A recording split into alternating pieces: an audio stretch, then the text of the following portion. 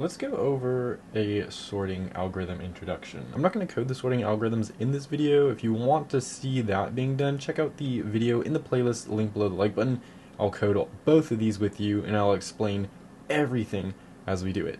But this is just going to be a higher level overview of the generalness of this material. So sorting collections, we're going to cover two in this video. It's going to be bubble sort as well as selection sort. Sorting is essentially we have some kind of collection and we want to arrange the values into a specific order. This could be alphabetical, ascending numeric, or descending numeric. Again, we're covering bubble sort as well as selection sort. Let's start with bubble sort. How does it work? Well, first we're going to compare two elements, and if they're out of order, we're going to exchange them or swap them to put them in order. After we do this, we're going to move to the next two. So we first compare the first and the second, then we compare the second and the third and the fourth, and so on and so forth until we make sure that all of the smaller values are in the front and the larger values are in the back in the ascending order that I coded it out for in these scenarios. We're going to continue until we reach the end of the array, and we're going to pass through the array once we're done with that first pass, exchanging again as needed to again make sure all of the smaller values are in the front. This will make sure that they're in order once we do this inner for loop,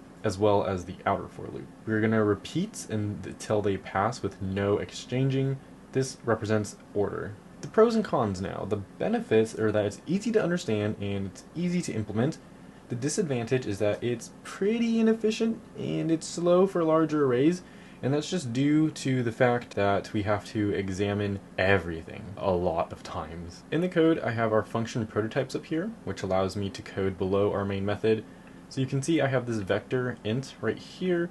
We're passing it into our bubble sort, and then I just have a line printing out after this. Going into our bubble sort is going to be lines 34 through 42. So first we have the void, which is the return type. We have bubble sort, which is the name.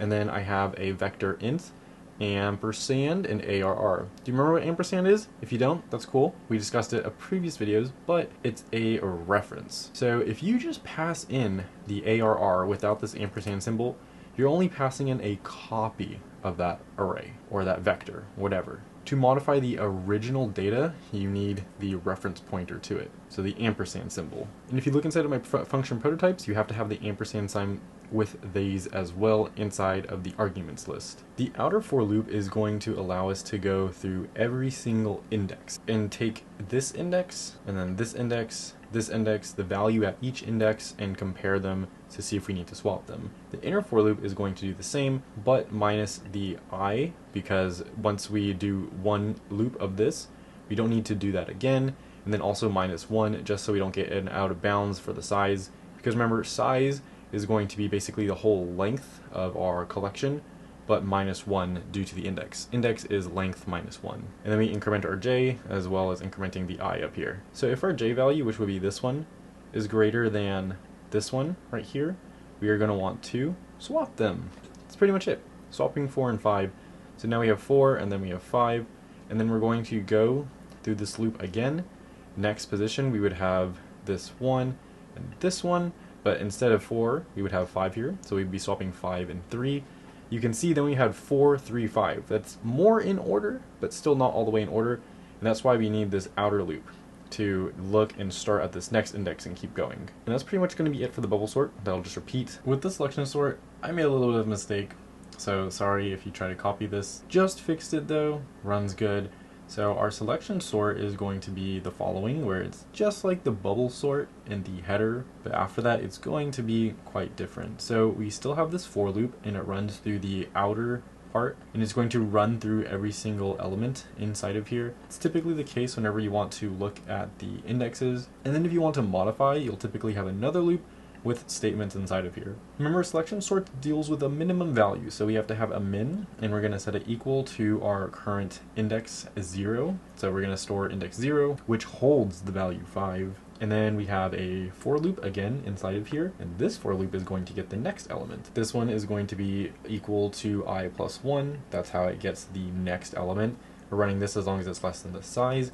And then we're going to have j++, so we increment the values that we're looking at every time. Now, if our current j is less than our minimum, which holds our I, we're going to want to set our new minimum to j.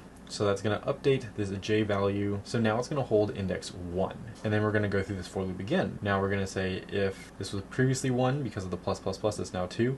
If index 2 is less than what's at index 1, then we're going to set a new minimum value. Once we're completely done with this, we're going to swap the element that we're currently looking at, this index I, with the new minimum value. If nothing happened, it's going to swap with itself, so it basically won't do anything. And then we're just going to print this out as we did here. So that's pretty much it for selection sort and bubble sort. Again, if you want to code these with me, check out that video in the playlist below the like button. If you have any questions about bubble sort, selection sort, or any of this sorting collection stuff, leave a comment below. I hope to see you in future videos.